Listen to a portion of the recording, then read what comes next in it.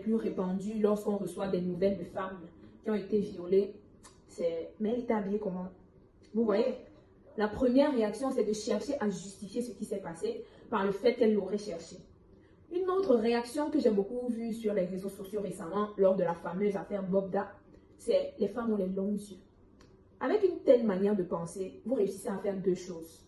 La première, c'est que vous transformez la victime en coupable et le coupable en victime. L'autre chose, c'est que vous confortez l'agresseur dans cette manière de penser-là, que son argent lui donne le droit et le pouvoir de tout faire. Mais excusez-moi, je ne pense pas que lorsqu'une femme va à un rendez-vous, elle espère être violée.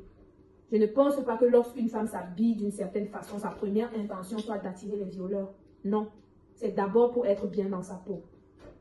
Et même la femme qui a choisi de faire de son corps un fonds de commerce, elle a le droit de choisir qui sera client ou pas et de poser ses limites sur les pratiques pendant le rapport sexuel et ces limites doivent être respectées. Maintenant, comme vous aimez beaucoup juger la moralité des gens, pourquoi vous ne jugez pas celle de cette personne qui agresse pour avoir du sexe, qui violente et qui frappe pour avoir du sexe? Non, ce serait trop compliqué. Le plus facile, c'est de trouver un moyen de dire que la victime, d'une manière ou d'une autre, a provoqué ce qui lui est arrivé. Non, soyez bienveillants. Si tu as écouté cette vidéo jusqu'à la fin et que tu penses toujours qu'une victime d'agression sexuelle est quelque part coupable, je crains qu'on ne puisse plus rien faire pour toi.